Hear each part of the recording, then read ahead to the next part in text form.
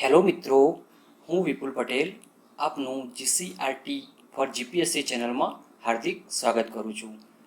આજે આપણે સાયન્સ અને ટેકનોલોજીની નવી સિરીઝ ચાલુ કરવા જઈ રહ્યા છીએ, જેમાં આજનો આપણો પ્રથમ લેક્ચર છે બૌદ્ધિક સંપત્તિ અને તેના અધિકારો, કે જે રોજબરોજના જિંદગીમાં પણ બહુ જ ઉપયોગી છે તેવા અધિકારોની વાત કરવાની છે આજે આપણે.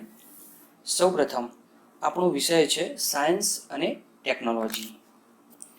તો આ સાયન્સ અને ટેકનોલોજી એનો અર્થ શું થાય છે? સાયન્સ અને ટેકનોલોજીનો અર્થ શું થાય છે?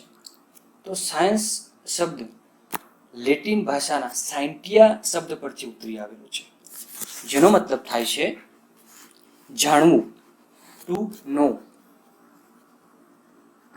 નો એવો અર્થ થાય છે.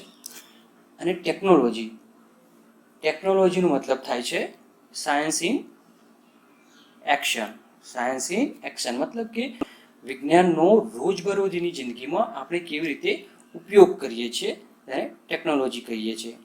સો સાયન્સ અને ટેકનોલોજી કે જે આપણે રોજબરોજની જિંદગીમાં જે ઉપકરણો સાયન્સના લીધે જે ઉપયોગ કરીએ છીએ તેના વિશેનો આપણે અભ્યાસ કરવાનો છે.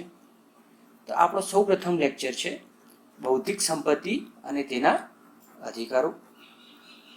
તો મિત્રો, આજે આપણે આ લેક્ચરના અંતે શું શું શીખવાના છીએ તેની હાઇલાઇટ કરી દઈએ. તો સૌ પ્રથમ આપણે બૌદ્ધિક સંપત્તિ એટલે શું, બૌદ્ધિક સંપત્તિના અધિકારના પ્રકારો કયા કયા છે, ભારતમાં બૌદ્ધિક સંપત્તિ અધિકાર માટે કયા કાયદાઓ અસ્તિત્વમાં છે. પછી એક મહત્વનું સંગઠન છે કે જે વિશ્વ બૌદ્ધિક સંપદા સંગઠન, વર્લ્ડ ઇન્ટેલેક્ચુઅલ પ્રોપર્ટી ઓર્ગેનાઇઝેશન. ત્યારબાદ વિશ્વ બૌદ્ધિક સંપદા દિવસ ક્યારે ઉજવવામાં આવે છે, ટ્રિપ્સ એગ્રીમેન્ટ વિશે જાણીશું. અને ત્યારબાદ આંતરરાષ્ટ્રીય બૌદ્ધિક સંપદા સૂચકાંક 2020 અન્વયે ભારતની શું સ્થિતિ છે તેનો અભ્યાસ કરીશું. તો સૌ પ્રથમ બૌદ્ધિક સંપત્તિ એટલે શું અને શા માટે જરૂરી છે. આપણે મિત્રો જાણીએ છીએ તેમ દરેક વ્યક્તિ પાસે પોતાની સ્થાવર મિલકત હોય છે, જંગમ મિલકત હોય છે. તે જ પ્રમાણે દરેક વ્યક્તિને ભગવાને બુદ્ધિ આપી છે, એ પ્રમાણે દરેક વ્યક્તિ પાસે બૌદ્ધિક સંપત્તિ પણ રહેલી છે. તો બૌદ્ધિક સંપત્તિ એ વ્યક્તિની બુદ્ધિથી ઉત્પન્ન થાય છે. કોઈ વ્યક્તિ અથવા વ્યક્તિઓના સમૂહ દ્વારા કરવામાં આવેલ રચનાત્મક નવતર સર્જનને બૌદ્ધિક સંપદા તરીકે ઓળખવામાં આવે છે. મિત્રો, અહીંયા ખાસ વ્યાખ્યામાં કહેવામાં આવ્યું છે કે કોઈ પણ વ્યક્તિ હોય અથવા વ્યક્તિઓનો એક સમૂહ હોય જેના દ્વારા કોઈ નવતર સર્જન કરેલું હોય, કોઈ રચનાત્મક સર્જન કરેલું હોય છે, તેને બૌદ્ધિક સંપદા તરીકે ઓળખવામાં આવે છે. આપણે ઉદાહરણ તરીકે જોઈએ તો કોઈ સાહિત્ય નવતર સર્જન કર્યું હોય, કોઈ સંગીત, ચિત્ર, ડિઝાઇન, કળા, કોઈ નવી શોધ, કોઈ ઇનોવેશન વગેરે. હવે આવું સર્જન જે છે એ ઔદ્યોગિક, વૈજ્ઞાનિક, સાહિત્ય, કળા વગેરે ક્ષેત્રોમાં વ્યક્તિ કે વ્યક્તિઓના સમૂહ દ્વારા જે સર્જન કરવામાં આવે છે તેને આપણે બૌદ્ધિક સંપદા તરીકે ઓળખીએ છીએ. હવે આપણે અહીંયા બૌદ્ધિક સંપદા એટલે શું જોયું કે ભાઈ મનુષ્યની બુદ્ધિથી જે ઉત્પન્ન થાય છે તેને બૌદ્ધિક સંપદા કહીએ છીએ. પરંતુ શા માટે જરૂરી છે બૌદ્ધિક સંપત્તિ અને તેના અધિકારો શા માટે જરૂરી છે? તો કોઈ પણ વ્યક્તિ કે વ્યક્તિઓના સમૂહ દ્વારા જ્યારે આવું કંઈ નવું સર્જન કરવામાં આવ્યું હોય તો જો એના અધિકારોને તેને રક્ષણ આપવામાં આવે તો તેને આર્થિક લાભ થાય, તેને રોજગાર નવો ઉત્પન્ન થાય, ઇનોવેશન કરવાની એક જાગૃતતા પેદા થાય, તેમજ આ બધું થવાથી દેશની પ્રગતિ પણ સારી એવી થાય. માટે બૌદ્ધિક સંપદા જે છે એ અધિકાર વ્યક્તિગત અધિકાર છે, એટલે કે જેની પાસે આવો અધિકાર છે એ આવો અધિકાર બીજી વ્યક્તિને વેચી શકે છે, તેનો ઉપયોગ કરવા માટે લાયસન્સ આપી શકે છે. આમ આપણે જેમ જેમ આગળ જઈશું તેમ બૌદ્ધિક સંપદા વિશે ઘણું બધું શીખીશું. તો મિત્રો આ વિડીયો આપ લાસ્ટ સુધી જુઓ. હવે આપણે જોઈશું વિશ્વ બૌદ્ધિક સંપત્તિ અધિકારના પ્રકારો કયા કયા છે. તો ટ્રિપ્સ એગ્રીમેન્ટ આપણે આગળ ભણવાના છીએ કે જેનું ફૂલ નામ છે trade related aspects of intellectual property rights. આ એક સંધિ છે જેના મુજબ વિશ્વ બૌદ્ધિક સંપત્તિના પ્રકારો જણાવવામાં આવેલા છે, જે છે કોપીરાઇટ, પેટન્ટ, ટ્રેડમાર્ક, ઔદ્યોગિક ડિઝાઇન, જિયોગ્રાફિકલ ઇન્ડિકેશન અને 6 નંબરનો છે ટ્રેડ સિક્રેટ. તો મિત્રો આપણે હવે વન બાય વન દરેક જે બૌદ્ધિક સંપદાના જે અધિકારો આપવામાં આવેલા છે તેના વિશે ડિટેલમાં અભ્યાસ કરીશું. તો સૌ પ્રથમ આપણે કોપીરાઇટ જોઈશું. તો કોપીરાઇટ એટલે શું? સૌ પ્રથમ તેની વ્યાખ્યા વિશે આપણે જોઈશું. તો કોપીરાઇટ સામાન્ય રીતે લખાણ ઉપરાંત ચિત્ર, ચલચિત્ર, રેખાંકન, photograph, recording, computer program, software, કોઈ પણ પ્રકારની સાહિત્ય, સંગીત કે અન્ય કલાકૃતિ અંગે મળી શકે છે. તો કોપીરાઇટ કઈ વસ્તુઓ પર મળે છે તેની વ્યાખ્યામાં સ્પષ્ટ ઉલ્લેખ કરવામાં આવ્યો છે. જેમ કે સોફ્ટવેર હોય MS ઓફિસ,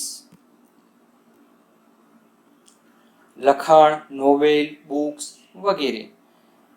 તમે આ સ્લાઇડમાં પણ જોઈ શકો છો કે શેના ઉપર કોપીરાઇટ મળી શકે છે.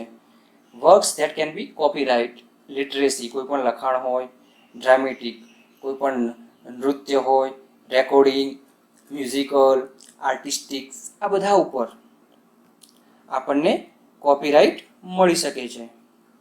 દરેક વસ્તુ ઉપર આપણે કોપીરાઇટ મેળવી શકીએ છીએ. બરાબર છે. હવે કોપીરાઇટની નોંધણી કરાવવી ફરજિયાત છે કે નહીં, એક મહત્વનો પ્રશ્ન છે. તો કોપીરાઇટની નોંધણી કરાવવી ફરજિયાત નહીં પણ વૈકલ્પિક છે. તો આનો શું મતલબ થયો? વૈકલ્પિક છે મતલબ એનો મતલબ એવો થયો છે કે કોઈ પણ વ્યક્તિ જ્યારે પોતાના નવીનતમ કોઈ સર્જન કરે છે ત્યારે તેને આવો અધિકાર મળી જાય છે. જે આપણે ઉપર વાત કરી તેમ કોઈ ચલચિત્ર હોય, કોઈ નોવેલ હોય, કોઈ બુક હોય, કોઈ રેકોર્ડિંગ હોય, તો એના માટે નોંધણી ફરજિયાત કરવાની હોતી નથી. બરાબર છે. ત્યારબાદ કયા એક્ટ હેઠળ આની નોંધણી કરવાની હોય છે? તો કોપીરાઇટ એક્ટ 1957 હેઠળ આની નોંધણી કરવાની હોય છે. તેમજ જેમાં આ જે એક્ટ હતો કોપીરાઇટ એક્ટ 1957 જેને વર્ષ 2012માં સુધારો કરવામાં આવ્યો છે. હવે એક પ્રશ્ન એવો પણ થશે કે આ કોપીરાઇટની નોંધણી કરાવી બરાબર છે. કોપીરાઇટની નોંધણી માટેની ભારતમાં હેડક્વાર્ટર કે જે કહેવાય કે જેની મેઇન ઓફિસ દિલ્હીમાં આવેલી છે. તેના કંટ્રોલર જનરલ આની નોંધણી કરે છે. એ માટે આપણે ફાઇલિંગ કરવાનું હોય છે અને ત્યારબાદ તેઓ નોંધણી કરતા હોય છે. નિયત નમૂનામાં અરજી કરવાની હોય છે.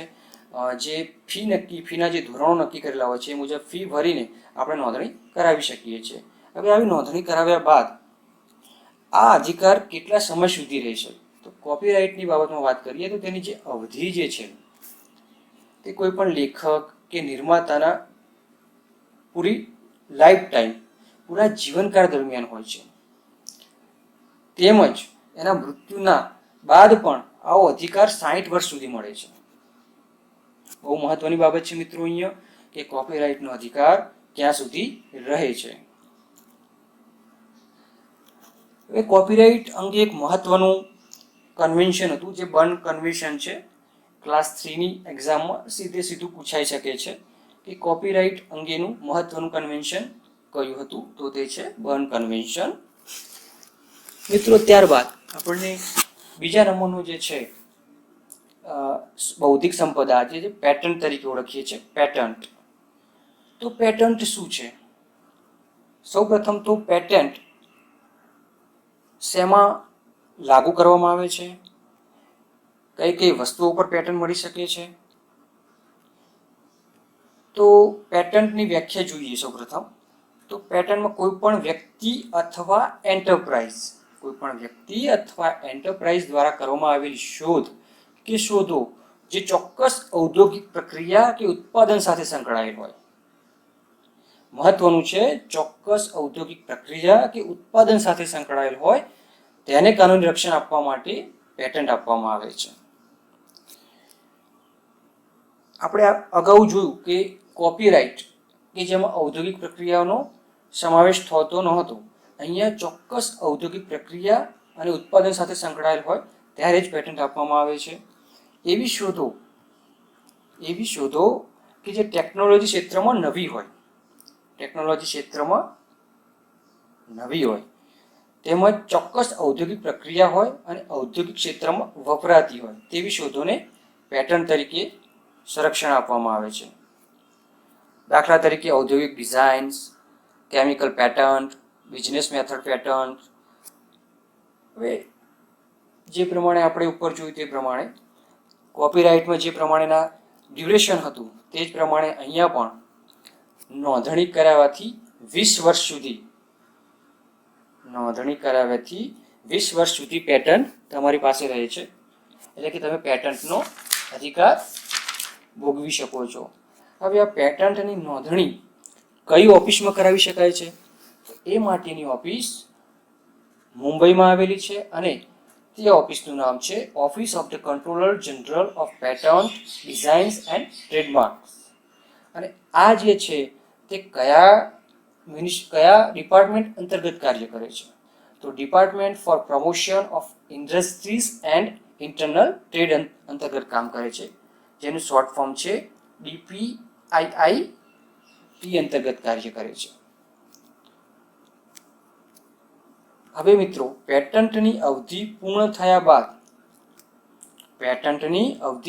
થયા બાદ તે સાર્વજનિક રીતે દરેક લોકો તેનો ઉપયોગ કરી શકે છે. મહત્વનું છે, 20 વર્ષ પૂરા થઈ ગયા નોંધણી કરાવ્યાથી, ત્યારબાદ આ પેટન્ટનો દરેક લોકો ઉપયોગ કરી શકે છે. પેટન્ટને રિન્યુ કરાવી શકાતી નથી, જ્યારે કોપીરાઇટને રિન્યુ કરી શકાય છે. હવે આ પેટન્ટ જે છે કયા એક્ટ હેઠળ આવે છે, કયા કાયદા હેઠળ આવે છે? તો પેટન્ટ એક્ટ 1970 માટે તેનો કાયદો બનાવવામાં આવ્યો છે, જે વર્ષ 2005માં તેમાં સુધારો કરવામાં આવેલ છે. એક મહત્વની વાત છે પેટન્ટમાં, વર્ષ 2005થી ખોરાક, રાસાયણિક ઉત્પાદનો અને દવાઓ ફાર્માસ્યુટિકલ્સનો પેટન્ટ સંરક્ષણ ધારા હેઠળ સમાવેશ કરવામાં આવેલ છે. વર્ષ 2005થી જ્યારે સુધારો કરવામાં આવ્યો છે ત્યારે ખોરાક, રાસાયણિક ઉત્પાદનો અને દવાઓનો પેટન્ટના ધારા હેઠળ સમાવેશ કરવામાં આવેલ છે. હવે પેટન્ટની લગતું એક મહત્વનું ટર્મ છે એવરગ્રીનિંગ. તેનો મતલબ શું છે? એવરગ્રીનિંગ મતલબ કે આંતરરાષ્ટ્રીય કંપનીઓ દ્વારા પેટન્ટની અવધિ પૂર્ણ થાય તે પહેલાં તેમાં નામ માત્રનો સુધારો કરવાની પ્રક્રિયાને એવરગ્રીનિંગ કહે છે. મતલબ કે દાખલા તરીકે કોઈ પણ દવા છે, એમાં જ્યારે તેની અવધિ પૂર્ણ થવાની હોય, 20 વર્ષ પૂર્ણ થવાની તૈયારી હોય, તે જ વખતે આંતરરાષ્ટ્રીય કંપનીઓ એમાં નામ માત્રનો સુધારો કરીને એમાં ફરીથી પેટન્ટ કરાવવાની કોશિશ કરે છે. તો આ પ્રક્રિયાને એવરગ્રીનિંગ કહે છે. હવે એક ભારત સરકારની મહત્વની યોજના જે પેટન્ટ સાથે સંકળાયેલી છે તે આપણે જોઈશું, જેનું શોર્ટ ફોર્મ છે TKDL, traditional knowledge digital library. પરંપરાગત નોલેજ ડિજિટલ લાઇબ્રેરી નામ છે. હવે આ યોજના કોના દ્વારા ચલાવવામાં આવે છે? તો આ યોજના સંયુક્ત રીતે council of scientific and industrial research અને આયુષ મંત્રાલયની સંયુક્ત યોજના છે. હવે આ યોજના આપણે જોયું તેમ CSIR અને આયુષ મંત્રાલયની સંયુક્ત યોજના છે. તો કોઈ પણ યોજના હોય તો તેના પાછળનો ઉદ્દેશ શું છે? તો આ યોજના પાછળનો ઉદ્દેશ આપણે જોઈએ તો કે જે પારંપરિક નોલેજ છે એને એવા પ્રકારની ભાષામાં બદલવામાં આવે કે જેથી આંતરરાષ્ટ્રીય પેટન્ટ કાર્યાલયના અધિકારીઓ સમજી શકે, જેના દ્વારા આપણા દેશના પરંપરાગત જ્ઞાનની વિદેશી કંપનીઓ ખોટી રીતે પેટન્ટ કરતા અટકાવી શકાય. જેવી રીતે આપણું આયુષ મંત્રાલય છે, એના પાસે ઘણા બધા એવા ઉપચારો છે, પરંતુ તે બધા આપણા જે લેંગ્વેજ જે છે, આપણી ભાષા જે છે, સંસ્કૃત ભાષા છે, તેલુગુ છે, તમિલ ભાષા છે, કન્નડ ભાષા છે, આ ભાષાઓમાં સંગ્રહ થયેલું છે. તો હવે જ્યારે આંતરરાષ્ટ્રીય કંપનીઓ જે છે તે એનું રૂપાંતર કરીને પેટર્ન કરાવી લે છે. તો હવે આપણું જે આ TKDL જે યોજના જે છે તે દ્વારા આપણે જે આપણું જે પારંપરિક નોલેજ છે તેને અંગ્રેજી, ફ્રેન્ચ, જર્મન, જાપાન અને સ્પેનિશ ભાષામાં રૂપાંતર કરવામાં આવશે, જેનાથી જે બીજી કન્ટ્રીના લોકો છે તે આપણું નોલેજ, આપણું પારંપરિક નોલેજને પેટર્ન કરતાં અટકાવી શકાશે. મહત્વની યોજના હતી મિત્રો. પછી ત્યારબાદ આપણે ટ્રેડમાર્ક વિશે જાણીશું. તો ટ્રેડમાર્ક શું છે? ટ્રેડમાર્કની વ્યાખ્યા સૌપ્રથમ જોઈએ તો કોઈ પણ એક ઉત્પાદન કે સેવાને અન્ય ઉત્પાદન કે સેવાથી અલગ બતાવવા માટે ઉપયોગમાં લેવામાં આવતા હોર્ડિંગ્સ, લેબલ, ટિકિટ, નામ, શબ્દ વગેરેને ટ્રેડમાર્ક તરીકે ઓળખવામાં આવે છે. આપ અહીંયા બાજુમાં આકૃતિ જોઈ રહ્યા છો તે પ્રમાણે કોઈ લોગો છે, કોઈ સિમ્બોલ છે, સ્લોગન છે, નામ છે, કલર છે, આ દરેકને ટ્રેડમાર્ક તરીકે ઉપયોગમાં લઈ શકાય છે. આપણે જોઈએ કે પેપ્સી છે, પેપ્સીનું નામ છે, કોકાકોલા છે, કોલગેટ નામ છે, પતંજલિનું નામ છે. આપણી ચેનલની વાત કરીએ તો CRT ફોર GPSC નામ છે, નાઇક કંપનીના શૂઝનો લોગો છે. હવે ટ્રેડમાર્ક કેમ મહત્વનું છે? તો ટ્રેડમાર્ક એ ગુડવિલ, પ્રતિષ્ઠા સંબંધે ખૂબ જ મહત્વની છે. હવે કોઈ પણ વસ્તુ ઉપર ટ્રેડમાર્કનો TM કે રજિસ્ટર્ડનો R લગાવેલો હોય છે તો તે વસ્તુ ટ્રેડમાર્ક થયેલી છે તેમ નક્કી થાય છે. હવે કયા કાયદા અંતર્ગત ટ્રેડમાર્ક કરવામાં આવે છે? તો ધ ટ્રેડમાર્ક એક્ટ 1999 અંતર્ગત તેની નોંધણી કરાવવામાં આવે છે. હવે આવી નોંધણી અવધિ કેટલી છે? મતલબ કે એવું ટ્રેડમાર્ક એકવાર નોંધાયા બાદ તે કેટલા વર્ષ સુધી આપણા પાસે તેના અધિકારો રહી શકે છે? તો આવી અવધિ જે છે 10 વર્ષ સુધી રહેશે, નોંધણી કરાવવાથી 10 વર્ષ સુધી. પરંતુ આવું જ ટ્રેડમાર્કને 10 વર્ષ બાદ નિયત ફી ભરીને રિન્યૂ કરી શકાય છે, ફરીથી રિન્યુઅલ કરી શકાય છે. અને આ પ્રકારનું રિન્યુઅલ જ્યાં સુધી આપ ફી ભરો છો ત્યાં સુધી આપણને મળે છે. મતલબ કે આપની ઈચ્છા હોય ત્યાં સુધી આપ ફી ભરો અને ટ્રેડમાર્ક રિન્યૂ કરાવી શકો છો. તો આ આપણે જોયું તે પ્રમાણે ટ્રેડમાર્કની વાત કરી. ત્યારબાદ આપણે ઔદ્યોગિક ડિઝાઇનની વાત કરીશું. તો ઔદ્યોગિક ડિઝાઇન એટલે શું? તો સૌપ્રથમ એની વ્યાખ્યા જોઈશું. ઔદ્યોગિક ડિઝાઇન એ ઉત્પાદનો પર લાગુ ડિઝાઇન પ્રક્રિયા છે જે મોટા પાયે ઉત્પાદનની તકનીકો દ્વારા ઉત્પાદિત કરવામાં આવે છે. ઉદાહરણ તરીકે બાઇકની નવી ડિઝાઇન, ઔદ્યોગિક લેઆઉટ, સાડીની નવી ડિઝાઇન વગેરે. તો ડિઝાઇન એટલે મૌલિક કે અસલ કૃતિ. હવે આ જે ડિઝાઇન છે એ કયા એક્ટ અંતર્ગત સંરક્ષણ મેળવે છે? The design act 2000, design act 2000 દ્વારા તેને સંરક્ષણ આપવામાં આવેલું છે. હવે આપણે આગળ જોયું તે જ પ્રમાણે આની નોંધણી કેટલા વર્ષ સુધી માન્ય છે? તો નોંધણી કરાવવાથી 10 વર્ષ સુધી માન્ય છે. એકવાર નોંધણી થઈ જાય તો ફરીથી 5 વર્ષ માટે રિન્યુઅલ કરી શકાય છે. એટલે કે કોઈ પણ ડિઝાઇન હોય તો તે વ્યક્તિ કે વ્યક્તિઓનો સમૂહ માત્ર 15 વર્ષ સુધી જ તેની અધિકારોનું સંરક્ષણ કરી શકે છે. ત્યારબાદ તે જાહેર હિત માટે મૂકવામાં આવે છે. ત્યારથી આપણે આગળ જોઈએ તો પાંચમો જિયોગ્રાફિકલ ઇન્ડિકેશન, મતલબ કે ભૌગોલિક સંકેત, GI ટેગ. મિત્રો બહુ ફેમસ છે GI ટેગ. તો તેની વ્યાખ્યા જોઈએ.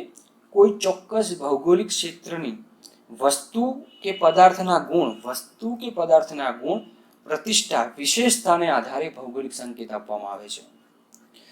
ઉદાહરણ દ્વારા બહુ ઝડપથી સમજાઈ જશે. જે રીતે કે બનારસની સાડી, સંખેડાનું ફર્નિચર, પાટણના પટોળા વગેરે આ બધા છે GI ટેગ મેળવેલા છે. હવે આ GI ટેગ જે છે આપણે જે ઉપર જોયા કોપીરાઇટ, ટ્રેડમાર્ક, પેટન્ટ એ બધા વ્યક્તિગત અથવા વ્યક્તિઓના કોઈ ચોક્કસ સમૂહ માટે આપવામાં આવેલા અધિકાર છે, જ્યારે જીઆઈ ટેગ એ વ્યક્તિગત અધિકાર નથી, પણ જે તે ભૌગોલિક ક્ષેત્રના તમામ વ્યક્તિનો અધિકાર છે.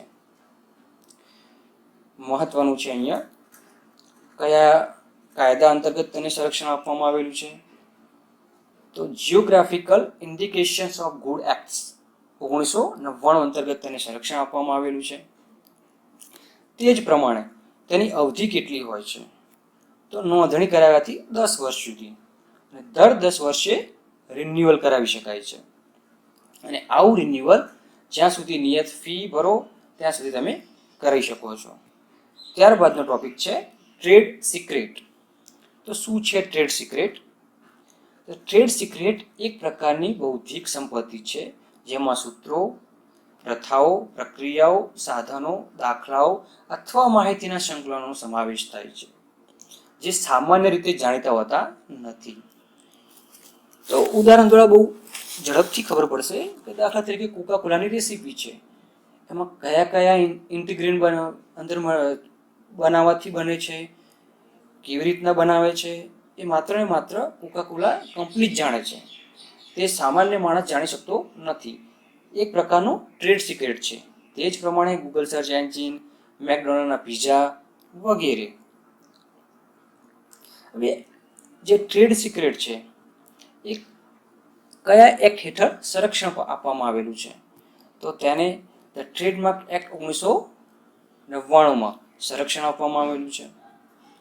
મિત્રો, ત્યારબાદનો આપણો ટોપિક છે કે ભારતમાં જે ઇન્ટેલેક્ચ્યુઅલ પ્રોપર્ટી જે છે એના માટે કયા કયા કાયદાઓ અમલમાં છે. બહુ મહત્વનું છે. સીધા પ્રશ્નો આવે છે જીપીએસસીમાં કે કયા કયા એક્ટ જે છે એના બૌદ્ધિક સંપદા માટેના છે. તો સૌ પ્રથમ જોઈએ તો copyright act 1957, patent act 1970, trademark act 1999, design અધિનિયમ 2000, Geographical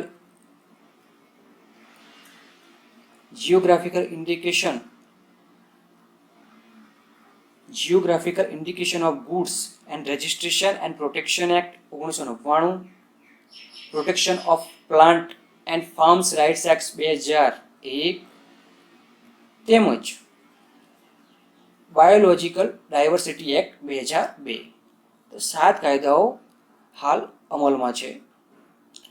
ત્યારબાદ મિત્રો વિશ્વ બૌદ્ધિક સંપદા સંગઠન, વર્લ્ડ ઇન્ટેલેક્ચ્યુઅલ પ્રોપર્ટી ઓર્ગેનાઇઝેશન્સ, જે બૌદ્ધિક સંપદાના જે અધિકારોનું જે સંરક્ષણ કરે છે એવું વર્લ્ડ લેવલે આ સંગઠન છે કે જેની સ્થાપના વર્ષ 1967માં કરવામાં આવી છે. તેનું હેડક્વાર્ટર જીનીવા, સ્વિટ્ઝરલેન્ડમાં છે, તેમજ તેના સભ્ય દેશો 193 છે. ત્યારબાદ મિત્રો તે કાર્ય શું કરે છે, તો વિશ્વ બૌદ્ધિક સંપદા સંગઠનનું કામ આંતરરાષ્ટ્રીય લેવલે બૌદ્ધિક સંપદા માટે એકબીજા દેશો માટે નીતિ, સેવાઓ, સૂચના અને સહયોગ સાધવાનું કામ કરે છે. તે જ પ્રમાણે હવે આ વિશ્વ બૌદ્ધિક સંપદા દિવસ ક્યારે મનાવવામાં આવે છે? ક્લાસ 3 લેવલે બહુ મહત્વનો પ્રશ્ન છે. 26 એપ્રિલના રોજ મનાવવામાં આવે છે. કોના દ્વારા મનાવવામાં આવે છે? તો WIPO દ્વારા મનાવવામાં આવે છે. અને કેમ મનાવવામાં આવે છે? મહત્વનો પ્રશ્ન એ પણ છે કે કેમ 26 એપ્રિલને જ પસંદ કરવામાં આવી? તો વર્લ્ડ ઇન્ટેલેક્ચ્યુઅલ પ્રોપર્ટી ઓર્ગેનાઇઝેશને 26 એપ્રિલ 1970ના રોજ તેનું કામગીરી શરૂ કરી હતી. માટે 26 એપ્રિલના રોજ world intelligent property organisation day મનાવવામાં આવે છે. હવે આ વર્ષ 2020ની શું થીમ રાખવામાં આવેલી છે? Innovate for a green future. Innovate for a green future. ત્યારબાદ આપણે જોઈશું ટ્રિપ્સ એગ્રીમેન્ટ. એક મહત્વનું એગ્રીમેન્ટ છે કે જે વિશ્વ બૌદ્ધિક સંપદા દરેક દેશો વચ્ચે નીતિ, સહયોગ સાધવાનું, સૂચનાઓનું આદાન પ્રદાન કરવાનું એક કામ કરે છે. તેનું ફૂલ ફોર્મ પહેલા જોઈશું. Trade related aspect of intellectual property rights. તેનું કાર્ય શું છે? બૌદ્ધિક સંપદા અધિકારના વ્યાપાર સંબંધે સંરક્ષણ આપે છે. IPR સભ્ય દેશો સાથે એગ્રીમેન્ટ છે. મિત્રો, હવે આપણે જોઈશું આંતરરાષ્ટ્રીય બૌદ્ધિક સંપદા સૂચકાંક, ગ્લોબલ ઇન્ટેલેક્ચુઅલ પ્રોપર્ટી ઇન્ડેક્સ. કોના દ્વારા બહાર પાડવામાં આવે છે મિત્રો? તો US ચેમ્બર ઓફ કોમર્સ એક એજન્સી છે, ગ્લોબલ ઇનોવેશન પોલિસી સેન્ટર દ્વારા. US ચેમ્બર ઓફ કોમર્સની ગ્લોબલ ઇનોવેશન પોલિસી સેન્ટર દ્વારા બહાર પાડવામાં આવે છે. આ ઇન્ડેક્સ સર્વપ્રથમ વર્ષ 2014માં બહાર પાડવામાં આવેલું હતું અને વર્ષ 2020માં આ સૂચકાંક 53 દેશોમાં ભારતનું સ્થાન 40મું છે. તો આ સૂચકાંકમાં ભારતની શું સ્થિતિ છે? બહુ મહત્વનું છે. જ્યારે સૌ પ્રથમ આ સૂચકાંક બહાર પાડવામાં આવ્યો હતો ત્યારે વર્ષ 2014માં ભારત છેલ્લે હતું, પરંતુ છેલ્લા 6 વર્ષમાં ભારતનો સ્કોર સતત વધી રહ્યો છે. વર્ષ 2019માં જ્યારે 45 દેશોનો આ સૂચકાંક બહાર પાડવામાં આવ્યો હતો ત્યારે 16.22ના સ્કોર સાથે ભારતની ટકાવારી હતી 36.4%. એમાં 2-3% વધારો કરીને વર્ષ 2020માં આ સ્કોર છે 50 દેશોમાંથી 19.23 સાથે 38.46% સાથે સતત ને સતત આ ઇન્ડેક્સમાં આપણો સુધારો થઈ રહ્યો છે. મતલબ કે આપણે વિશ્વ બૌદ્ધિક સંપદા અધિકારોનું સંરક્ષણ, એનું મેનેજમેન્ટ સારી રીતે કરી રહ્યા છે તે આ સૂચકાંક સૂચવી રહ્યો છે. થેન્ક યુ મિત્રો.